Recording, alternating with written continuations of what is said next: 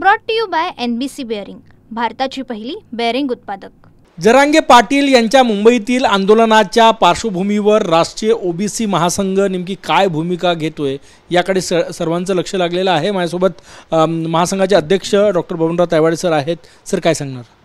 नाही, ज्याप्रमाणे सर्व लोक लक्ष ठेवून आहेत त्याचप्रमाणे राष्ट्रीय ओबीसी महासंघ सुद्धा त्यांच्या दैनंदिन ॲक्टिव्हिटीवरती लक्ष ठेवून आहे।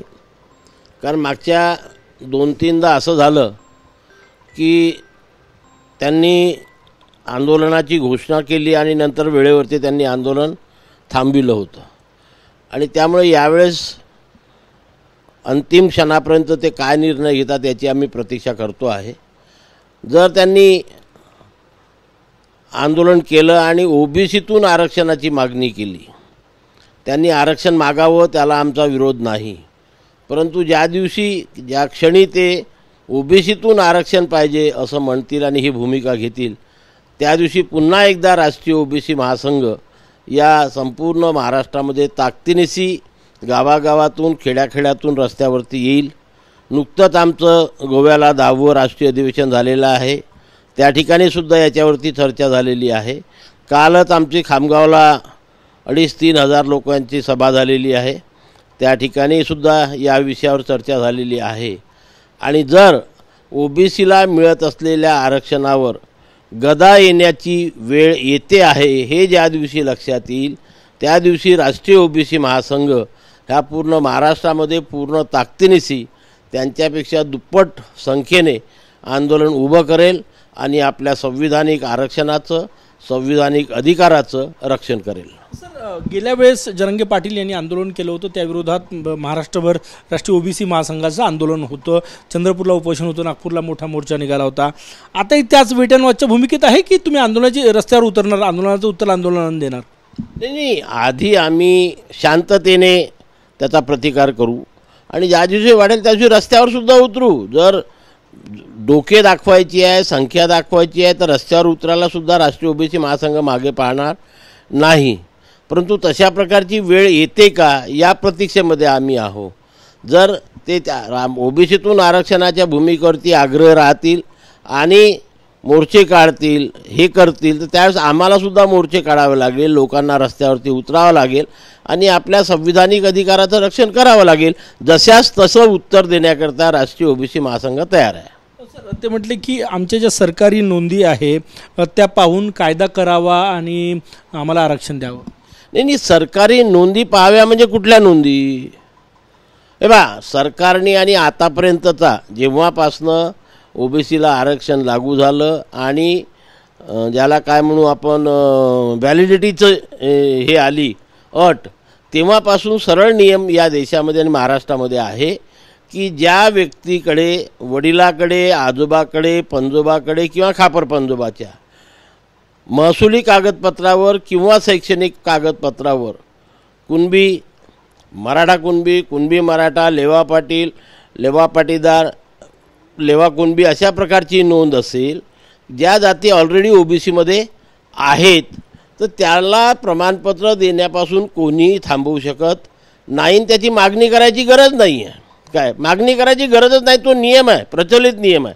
आणि त्या नियमानुसार जर लोकांना ते सरसकट म्हणताय, आम्ही सरसकटला आमचा विरोध आहे। सरसकट कुणबी जातीचे प्रमाणपत्र निर्गमित करण्यात येऊ नये आणि त्यांचा मागच्या दाराने ओबीसीमध्ये समावेश करण्यात येऊ नये।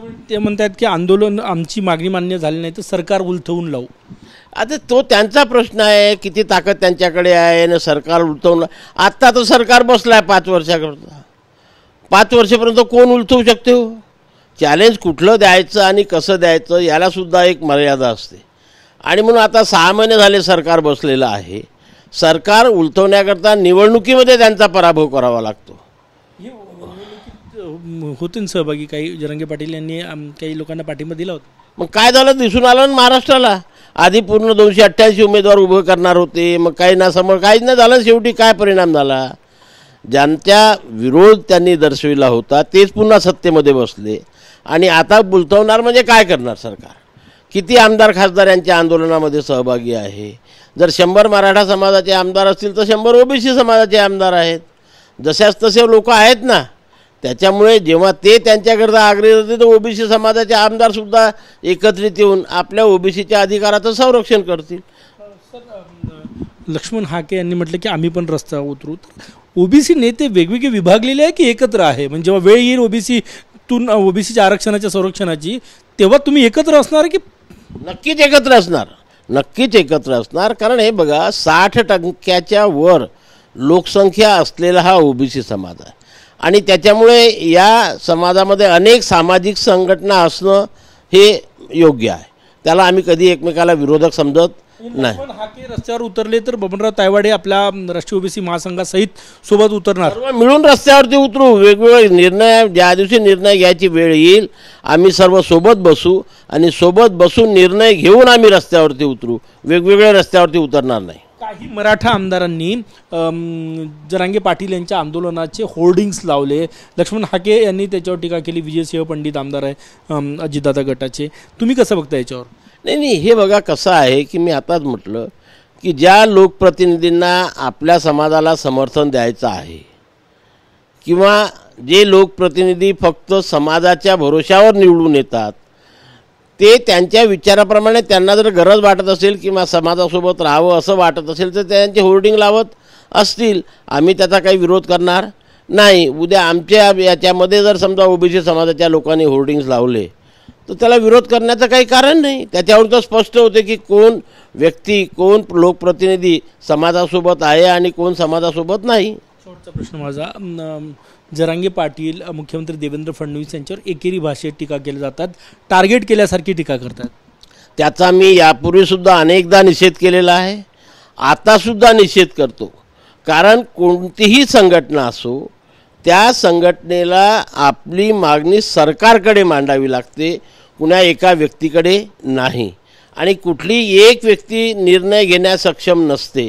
या राज्यामध्ये एक मुख्यमंत्री आहे, 2 उपमुख्यमंत्री आहे, मंत्रिमंडळ आहे, नंतर विधानसभा आहे आणि विधान परिषद आहे.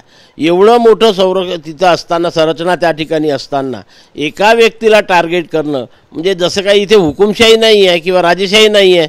फडणवीस एकटे मालक आहे आणि तेच निर्णय घेऊ शकतात. मग जर ते एकटे मालक तर हे 2 उपमुख्यमंत्री काय करून राहिले? म्हणजे मग ते ह्या 2 उपमुख्यमंत्र्यांना टार्गेट का नाही करत?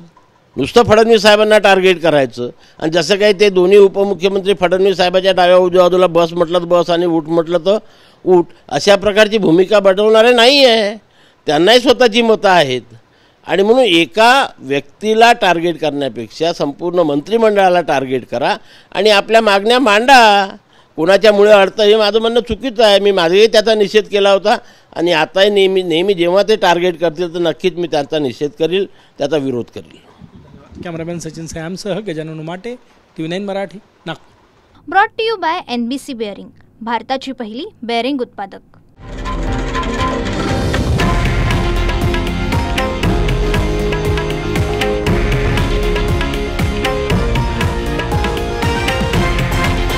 हे आहे देशातील नंबर 1 न्यूज नेटवर्क आणि आपण पाहत आहात TV9 मराठी, एकमेव.